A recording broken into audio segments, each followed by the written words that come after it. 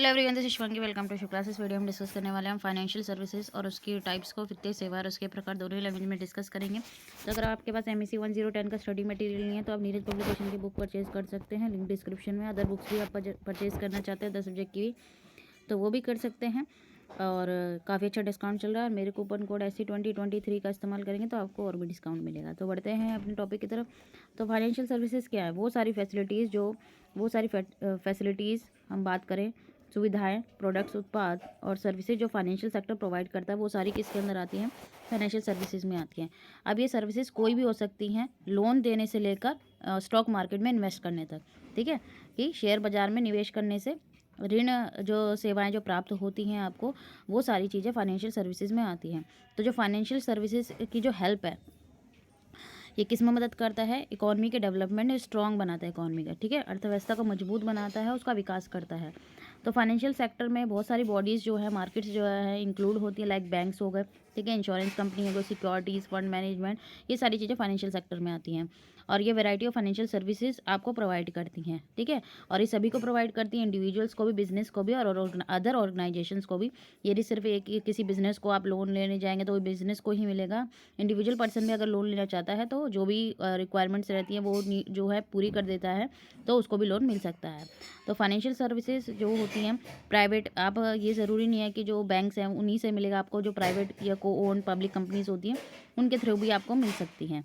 ठीक है, और ये आपको जो नागरिकों को आवश्यक सेवाओं तक पहुंच प्राप्त करने में मदद करती है, जो फाइनेंशियल सर्विसेज होती हैं।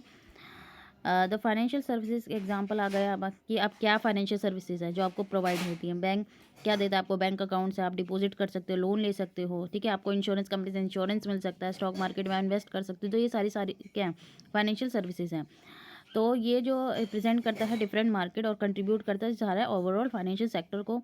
और जो मेजर फंक्शन है वो क्या है? कि अलाउ करना मनी ट्रांसफ़र हो रही है, एक जगह से दूसरी जगह जा रही है, एक का डिपॉजिट है और उसी डिपॉजिट से बैंक क्या करता है? दूसरे को लोन दे देता है। ठीक है, तो जिसको पैसे की ज़रूरत है, बोरोवर तक, ठीक है, जिसको उधारकर्ता तक जिसको नीड है उसको मिल जाता है। और जो सेवर्स होते हैं भाई, जो इन्वेस्ट करना चाहते हैं, उनको इन्वेस्टमेंट अपॉर्चुनिटी मिल जाती है कि उन्हें कहीं इन्वेस्ट करना है। तो फाइनेंशियल सर्विसेज सिर्फ सर्विसेज नहीं होती, गुड्स भी होते हैं। ठीक है, भाई सर्विसेज को ऐसे आप महसूस कर सकते हैं, लेकिन फाइनेंशियल सर्विसेज में गुड्स भी आते हैं, वस्तुएं भी होती हैं, लाइक इन्वेस्टमेंट किसमें? स्टॉक में, लोन्स में। ठीक है, जो प्रोवाइड किए जाते हैं। फाइनेंशियल सर्विसेज को रेगुलेट करती है ऑर्गेनाइजेशन, जैसे बैंक्स किसके अंडर आते हैं? RBI के। कोई अपनी मर्जी से कोई भी नहीं कर सकता है, सबको किसके रूल फॉलो करते हैं? बैंक को RBI के रूल्स जो है फॉलो करने पड़ते हैं। तो सभी की क्या होती है? अथॉरिटीज़ होती है और अथॉरिटीज़ के रूल्स उन्हें मानने पड़ते हैं। अब टाइप्स आ गए हैं। ठीक है, काफ़ी सारे टाइप्स हैं, तो मैंने कुछ लिमिटेड ही लिए हैं, बाकी आप देख सकते हैं और सर्च कर सकते हैं। लीज फाइनेंसिंग, ठीक है, तो इसमें कॉन्ट्रैक्ट ऑफर करता है आपको usage right for an asset, किसी संपत्ति के उपयोग का यहाँ अधिकार प्रदान करता है। तो यहाँ पे एसेट जो है एक फिक्स टाइम के लिए दिया जाता है, लीज, जैसे लीज पे ले लेते हैं तो यहाँ पे एक फिक्स अमाउंट आप दे देते हैं। ठीक है, और उतने साल के लिए, जैसे आप प्रॉपर्टी ले लेते हैं कि हमने 10 साल के लिए, 2 साल के लिए, तो लीज पे जो ली जाती है तो एक फिक्स टाइम पीरियड के लिए होती है और उसके बदले में आप पैसा देते हैं।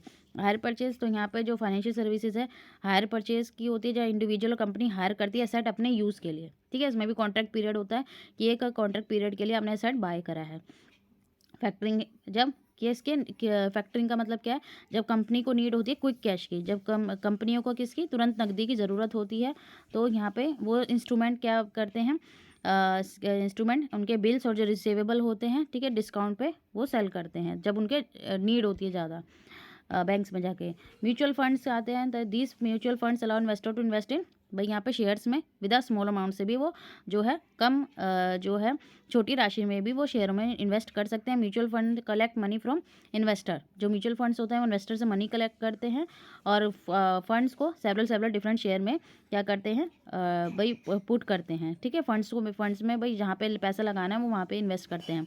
एक्सचेंज ट्रेडेड फंड, तो ये इसमें कौन कौन से असेट्स आते हैं हमारे? स्टॉक, बॉन्ड्स और कमोडिटीज़ आ गई। ठीक है, शेयर्स की तरह ही होता है। फिर आता है कंज्यूमर क्रेडिट और फाइनेंस, तो ये सर्विस जो है हेल्प करती है कस्टमर को, भाई जो उनके डेली यूज़ के जो गुड्स रहते हैं उनको परचेज करने में। ठीक है, लाइक भाई आप कार लेना चाहते हैं अपने लिए, तो इंस्टॉलमेंट प्लान्स आपके लिए, क्रेडिट, तो ये सारी चीज़ें सुविधाएँ उपलब्ध रहती हैं। फिर आता है मर्चेंट बैंकर, इसमें इस सर्विस में इंक्लूड होते हैं इंस्टीट्यूशन इंडिविजुअल जो अलोकेट करते हैं सिक्योरिटीज़ को, ठीक है। इसमें आपको अदर फैसिलिटीज़ भाई इसके साथ साथ एडवाइजरी, मर्जर एक्विजिशन, ठीक है, ब्रोकर सर्विस भी प्रोवाइड की जाती है। फिर आता है क्रेडिट रेटिंग।